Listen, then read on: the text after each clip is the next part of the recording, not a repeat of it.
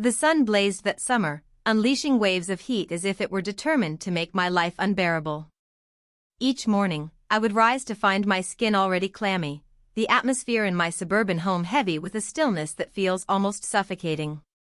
My name is Claire, and at 52, I believed I had found my groove, married to Tom for 25 years, with a steady routine of coffee, errands, and the occasional book club meeting. Yet that summer, a change occurred. An unexpected turn of events.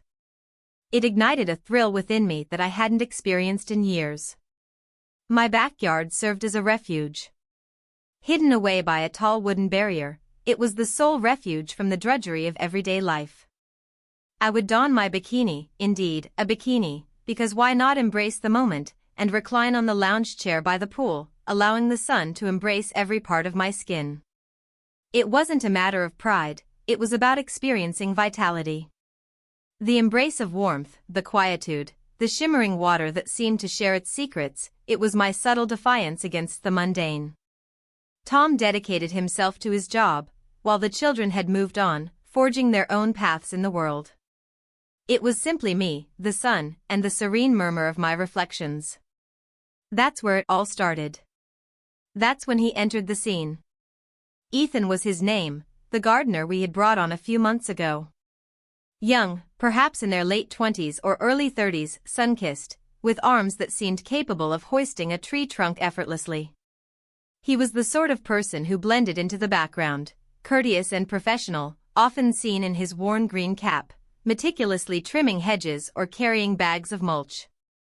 Yet, there was an undeniable quality to his movements, measured and unhurried, as if he commanded every muscle with absolute authority. At times, I found myself observing him through the kitchen window, my hands suspended above a sink brimming with dishes. It was not done on purpose. It simply existed. On that day, the atmosphere seemed denser than normal. As I lounged by the pool, my eyelids fluttered, the warmth enveloping me like a tender caress. The bikini was fresh, a rich emerald green that instilled a sense of daring, almost audacious. As I lay there, basking in the sun's gentle warmth on my back, a soft sound caught my attention, a delicate rustle, reminiscent of leaves whispering to one another. My eyes flew open, yet I remained still. I thought it was merely the wind, or perhaps a squirrel scurrying through the underbrush. Yet again, I caught the sound, now nearer, intentional. A presence lingered nearby. I lifted myself onto my elbows, narrowing my eyes against the bright light. And there he was, Ethan, poised at the boundary of the yard, clippers in hand, motionless. His gaze was fixed on me, and for a brief instant, we remained perfectly still. My heart raced, a chaotic and erratic beat. I ought to have felt a sense of embarrassment, a vulnerability, yet there was an intensity in his gaze, something beyond mere surprise. It was a deep yearning. Untamed, unrefined, as if he had accidentally discovered a secret he was never meant to witness, yet found himself unable to look away. "Ethan," I said, my tone more cutting than I meant, sitting up straight now. The bikini seemed to shrink in an instant, as if it were hardly present anymore. "I had no idea you would be here today." He blinked, as if emerging from a deep reverie, and adjusted his stance, the clippers hanging uncomfortably at his side. "Apologies, Mrs. Claire," he murmured, his tone subdued, slightly gravelly. I believed I could complete the hedges ahead of schedule. I didn't intend to surprise you." He remained still, however. Did not look away. His gaze swept over me once more, swift yet undeniable, and I sensed a warmth rise in my neck, intense and perilous. I ought to have taken my towel, wrapped myself up, and brushed it off with a laugh. However, I chose not to. Instead, I maintained his gaze, my lips slightly parted, the air around us charged with an indescribable tension. "It's fine," I murmured, my voice barely above a whisper. "You have arrived." What was I up to? The words escaped my lips unbidden, lingering in the atmosphere like a dare. Ethan's jaw clenched, and for a fleeting moment, I feared he might walk away, as if this moment could be erased from existence. Yet he chose not to. He advanced, the sound of his boots crunching on the gravel path echoing in the stillness, his gaze locked onto mine. My breath hitched, and I sensed it, the allure, the irresistible draw of something taboo, something I hadn't experienced in ages. The stillness lingered, heavy and charged. The rhythm of my heartbeat echoed in my ears, powerful and demanding, overshadowing the faint buzz of a lawnmower in the distance. Ethan placed the clippers down with a measured slowness, each movement intentional, as if he were weighing a choice that was irrevocable. He was near now, near enough that I could sense the soil on him, the perspiration, the subtle hint of grass. My skin tingled, each nerve awakened, urging me to act, to halt this, to take some kind of action. "Claire," he said, omitting the misses this time, his voice rough and deep, like gravel. You appear," he didn't complete the thought, but it was unnecessary. His eyes conveyed everything, deep, piercing, as if he were confronting a truth he had been avoiding for weeks. I rose to my feet, my legs unsteady, the bikini feeling like a challenge I had to face. Something compelled me, perhaps it was the heat, perhaps the solitude, or perhaps the way he gazed at me as if I were the sole focus of his universe. I moved closer to him, my bare feet feeling the chill of the stone path beneath me.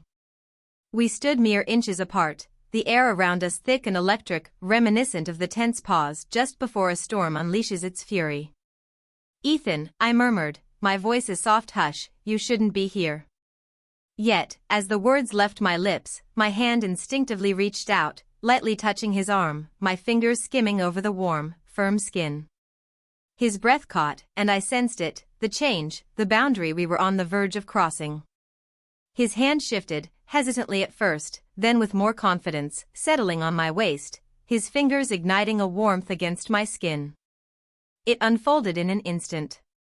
One moment we were standing there, ensnared in this perilous waltz, and the next, his lips found mine, fervent, ravenous, as if he had been yearning for this all along. My hands gripped his shoulders, drawing him nearer, the flavor of him intoxicating, briny and fiery and undeniably untamed. The universe shrank to this instant, this embrace, this daring, illicit act that seemed capable of engulfing me entirely. Yet, I recoiled, breathless, as the weight of reality surged over me like an icy tide. What was I up to? I had a spouse. I was 52 years old. He was so young, so misguided, so everything I shouldn't desire. My chest rose and fell, thoughts swirling with the gravity of our recent actions. Ethan's gaze was intense, probing into mine, as if he were anticipating my words, hoping I could unravel the confusion that hung between us.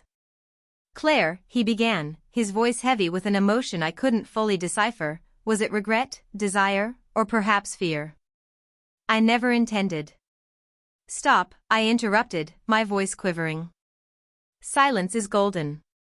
"Not at this moment." I averted my gaze, seizing my towel and enveloping myself in it as if it were a protective shield. My heart raced, and my lips buzzed with the lingering memory of his kiss. I found myself unable to meet his gaze, unable to confront the reality of what had just transpired. What was the significance of this? What had I just allowed to unfold? And even more troubling, what if Tom discovered the truth? What if someone did? I looked back at Ethan, who remained in place, his chest rising and falling, his gaze fixed on me as if he were seeking permission to move, to breathe, to simply be. "You should go," I said, though my voice betrayed me, and we both understood that truth. He remained still. Not immediately. And in that instant, a chilling truth dawned on me, I didn't want him to. What have I done? What was my next move going to be? The days following that kiss were akin to traversing a precarious tightrope, each step fraught with the risk of a fall into an abyss from which there would be no return. I would find myself stirring in the stillness of the night, my skin aflame with the recollection of Ethan's touch, his kisses, the sensation of his breath whispering against my neck. I would lie beside Tom, the gentle rhythm of his snores enveloping the stillness, while guilt gnawed at me, fierce and unyielding. Yet beneath it all, throbbing like a hidden pulse, lay another force, wild, untamed, and vibrant. Ethan occupied my thoughts incessantly. And even more troubling, I had no desire to. I steered clear of the backyard for several days, convincing myself it was the wiser choice. I would keep the blinds closed, remain in the kitchen, immerse myself in tasks, anything to distract myself from thoughts of him. Yet, the reality was that each creak of the floorboards, every faint buzz of a lawnmower, sent my heart racing. Was he out there somewhere? Was he observing? Did he experience the same magnetic attraction I felt, or was I merely a naive woman pursuing a thrill that was beyond my reach? On the 5th day, I reached my breaking point. The house loomed like a prison, the walls tightening with each passing second. Tom was at work, as always, his briefcase in hand and a quick peck on the cheek the only indications of his presence before he vanished into the realm of spreadsheets and meetings. I lingered by the kitchen window, the warmth of my coffee fading as I gazed out at the backyard. The pool glistened beneath the bright midday sun, taunting me with its serene, alluring sparkle. I reassured myself that I would merely inspect the flowers, perhaps remove a few weeds, something simple, something routine. Yet, beneath the surface, I understood the true reason for my venture into the unknown. I donned a sundress this time, airy and graceful, the sort of attire that offered comfort while still allowing me to feel noticed. My hands shook as I slid open the door, the warm air enveloping me like a gentle wave. The backyard lay in an unsettling silence, an eerie stillness that made me wonder if perhaps he wouldn't show up today after all. Perhaps he had decided to walk away, or maybe he had come to understand the error we had committed. My stomach churned at the thought, a blend of relief and a more acute feeling, akin to disappointment. At that moment, he came into view. Ethan knelt by the rose bushes, his back turned to me, a green cap pulled low over his brow, pruning shears gripped firmly in his hand as he tended to the earth. The moment I saw him, a rush coursed through me, as if my body recognized him long before my mind could fully comprehend it. I ought to have retraced my steps, returned indoors, and secured the door. Yet, my feet seemed to have a mind of their own, guiding me forward, the grass gentle and refreshing beneath my bare toes. "Ethan," I murmured, my voice softer than intended, as if I feared shattering the enchantment surrounding us. He turned, slow and deliberate, and when his gaze locked onto mine, it felt as though the air itself caught fire. The facade was gone, stripped away, leaving no room for courteous grins or trivial conversations. The recollection of that kiss lingered in the air, palpable and inescapable. He stood, wiping the dirt from his hands, his eyes fixed on me. "Claire," he said, his voice deep and gravelly, as if he had been battling the same demons I faced.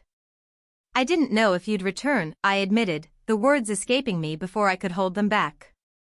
Following the previous occasion. He moved in closer, and I felt my breath hitch, my heart pounding so fiercely I was certain he could hear it. I made an effort, he confessed, his gaze intense, probing. Yet, I found myself drawn back. Those words, they ignited a blaze of emotions. My determination began to falter, the voice within me urging practicality, urging me to embody the ideal partner, the ideal woman, was overwhelmed by a surge of desire. I moved closer to him, narrowing the gap between us, the sundress gliding over my thighs, the material now seeming too sheer, too exposing. "Ethan, we can't," I said, my voice trembling, revealing my inner conflict. It's not right." "Is it so?" he asked, his voice barely above a whisper, his hand reaching out, hovering just above my arm, as if he were waiting for permission. "It just doesn't seem off, Claire. Not for me. I ought to have taken a step back. I ought to have told him to go, to never return." Yet his words, his voice, the intensity of his gaze, it was intoxicating, drawing me deeper into its grasp. My hand acted on instinct, my fingers grazing his, and that fleeting contact was enough to completely unravel me. He bridged the distance, his hand gliding up my arm, warm and reassuring, his thumb brushing against the delicate skin within my elbow. My breath caught in my throat, and I sensed it once more, that allure, that thrilling, captivating allure. "Claire," he whispered, his face just inches away from mine, his breath gently brushing against my lips. Please, just say the word. Go ahead, deny that you desire this. Yet, I found myself unable to do so. Oh, how I wish I could, but I simply couldn't. Instead, I drew closer, my lips meeting his, and in that moment, it felt as if the universe had erupted. This kiss was unlike any other, filled with a fierce longing, a sense of urgency, as if we were both racing against the inevitable fallout. His hands found their way to me, one resting at my waist, the other weaving through my hair, drawing me in, enveloping me further. I leaned into him, feeling the warmth of his body penetrate the delicate material of my dress, my skin tingling with each caress. We retreated, seeking refuge beneath the expansive canopy of the ancient oak at the yard's boundary, concealed from the outside world by its wide-reaching limbs. His hands explored, fearless and unrestrained, and I surrendered to the moment, the flavor of him, the sensation of him, the way he revived that youthful spirit in me, wild and unbridled. My fingers pressed into his shoulders, my nails creating delicate impressions, and he let out a groan against my lips, a sound that sent a shiver racing down my spine. Yet, suddenly, a sound. The sound of a car door slamming echoed sharply, jarring the stillness of the street. We stood motionless, our breaths uneven, our bodies closely entwined. A wave of panic surged through me, causing my heart to race. What if it were Tom? What if someone had been a witness? The harsh truth of our actions hit me like a wave, unforgiving and stark. I recoiled, my hands trembling, my lips puffy and buzzing with sensation. Ethan, I breathed, my voice heavy with dread. This cannot continue. If anyone discovers. No one's going to find out, he murmured, his voice a hushed urgency, his hands lingering on me, as if he feared the moment would slip away. Claire, the risk doesn't concern me. Nothing else matters to me but this, except for you. His words struck me with the force of a blow, leaving me breathless. I yearned to trust him, to surrender to this wild, illicit desire. Yet the burden of it all, the deceit, the treachery, the existence I had crafted with Tom, was overwhelming. I took a step back, encircling my arms around myself, striving to maintain my composure. I need you to go, I said, my voice trembling. I beg you, Ethan. Simply, leave. He gazed at me, his eyes filled with a desperate longing, as if he were hoping I would reconsider. For a fleeting instant, I imagined he would contest it, perhaps draw me back into his embrace. He nodded, albeit slowly and with a hint of reluctance, before turning away. He grabbed his tools and made his way toward the gate. I observed him depart, my heart constricted, my body lingering with the resonance of his caress. As the gate clicked shut behind him, a different sound drew my focus, a rustle, subtle yet clear, emanating from beyond the fence. A chill coursed through my veins. Was there an observer present? Did anyone catch a glimpse of us? I remained still, my heart racing, the gravity of my actions enveloping me like an impending tempest. What have I gotten myself into? How was I supposed to prevent this secret from unraveling my entire existence? The sound from the fence lingered in my mind for days on end. Each creak of the house and every flicker of shadow in the backyard made my heart race. Did anyone catch a glimpse of us? Could it have been a neighbor, a delivery driver, or merely my imagination warping the mundane into something dark? A nagging sensation lingered, as if unseen gazes were fixed upon me, poised and anticipating my next misstep. Sleep eluded me, my thoughts spiraling around Ethan's lips, his hands, and the chilling notion that a single impulsive moment could send my entire life into chaos. Or perhaps two, if I were to be truthful. Tom sensed that something was amiss. He returned from work, his tie slightly undone, weariness in his eyes, and inquired, "You all right, Claire? You appear preoccupied." I'd manage a smile, murmur something about the warmth or a slight headache, and steer the conversation elsewhere. Yet his questions hung in the air, thick with an unspoken doubt that I wasn't certain he had fully embraced. I found myself navigating a precarious path, caught between the relentless guilt that consumed me and an indescribable allure, an essence that awakened a vitality within me that had long been dormant. Ethan had ignited a flame within me, and despite my efforts to extinguish it, it continued to blaze on. I promised myself I would bring it to a close. I would let Ethan go, explaining that we couldn't continue and that it had been a misstep. Yet, each time I practiced the phrases, they seemed empty, as if I were attempting to persuade myself of an untruth. In all honesty, I found myself reluctant to part ways with him. I was reluctant to return to the serene, monotonous existence I had been leading prior to his arrival, before he gazed at me as if I were more than merely Tom's wife, just Claire. He looked at me, truly looked at me, and that was an addiction I wasn't prepared to give up. A week following that second kiss, I found myself in the backyard once more. I was powerless to resist. The allure was irresistible, as if the cosmos itself was challenging me to push beyond my boundaries. This time, I opted for jeans and a loose blouse instead of my bikini, attempting to reassure myself that my purpose was to tend to the plants, not to flirt with destiny. As the gate creaked open, my breath hitched in my throat, and I instinctively knew who was behind me before I even glanced back.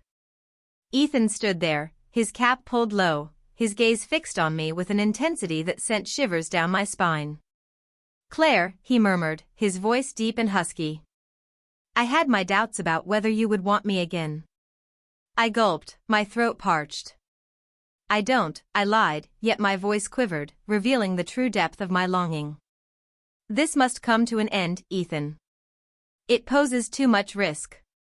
He advanced, the sound of his boots crunching on the gravel resonating in the air, and I sensed that familiar warmth gathering in my chest, my stomach, my entire being. "You don't mean that," he said, his voice gentle yet confident, as if he could peer into my very soul. "I can see it in your eyes, Claire. You sense it as well." I felt the urge to contest, to assert his error, yet my body seemed to have a different agenda. My feet moved me closer to him, narrowing the gap until we were mere inches apart, the atmosphere around us heavy with anticipation. His hand extended, gently sweeping a strand of hair away from my face, his fingers lingering softly on my cheek. My skin ignited beneath his touch, and I found myself surrendering to it, to him, as if I were swept away by an unstoppable tide. "Ethan," I murmured, my voice trembling. "Should anyone discover?" "No one will ever know," he murmured, his fingers brushing against the nape of my neck, drawing me nearer. I refused to allow that to occur. His lips met mine before I could utter a word of dissent, and oh, it felt as if the entire universe had vanished. This kiss held a unique quality, more languid, more profound, as if he were relishing each moment, aware that it could be the final one. My hands explored his chest, fingers weaving into his shirt, drawing him nearer, yearning to feel him, to lose myself in him. We shifted, making our way toward the cool refuge of the oak tree once more, concealed from everything around us, our breaths intertwining, our bodies so near that I could sense his heartbeat echoing with my own. However, on this occasion, it progressed even more. His hands glided beneath my blouse, their warmth and roughness contrasting against my skin, and I made no move to stop him. I was unable to.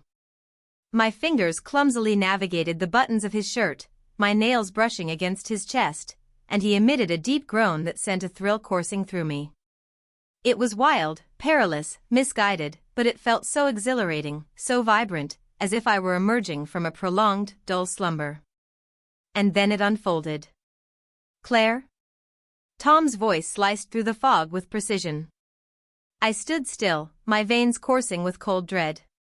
Ethan recoiled, his gaze startled, his breathing uneven. I turned abruptly, my heart racing, and there he stood, Tom, at the yard's edge, briefcase clutched in his hand, his expression a blend of shock and betrayal. The world shifted, my sight constricting to a mirror, my heartbeat thundering in my ears. "Tom," I breathed, my voice a fragile murmur. I have an explanation." Yet, this remained beyond explanation. Not the way my blouse hung loosely, not the way Ethan's hands remained on my waist, not the way we found ourselves frozen in a moment that echoed with guilt. Tom's gaze darted between me and Ethan, and I sensed a fracture within him, something I feared might be beyond my ability to mend. What on earth is this? He said, his voice low, quivering with a fury I'd never encountered before. Claire, what are you up to? I parted my lips, yet silence enveloped me. Ethan moved ahead, his hands lifted, as if he could somehow ease the tension in the air. Mr. Thompson, I. Get out, Tom snapped, his voice slicing through the air with a razor's edge. Leave my property at once, and do not return. Ethan paused, his gaze flickering to me, as if seeking something, approval, comfort, I couldn't quite tell. Yet, I found myself unable to meet his gaze. I was unable to confront the reality of my actions, the events I had allowed to unfold. He seized his tools and departed, the gate crashing shut behind him, the noise reverberating like a gunshot. Tom faced me, his complexion ashen, his gaze fiery. What's the duration? He inquired, his voice scarcely rising above a murmur. For how long have you been deceiving me? I longed to express that it was an error, a fleeting lapse in judgment, yet the words remained lodged in my throat. It was more than a fleeting instant. It was a stretch of time filled with desire, with decisions, with surrendering to a path I understood was misguided. I remained motionless, my hands quivering, overwhelmed by the intensity of his gaze. Claire, he said, his voice trembling, I placed my trust in you. Those words struck deeper than anything else. Tears welled up in my eyes, burning with a mix of heat and shame, yet I found myself frozen, unable to move or utter a word.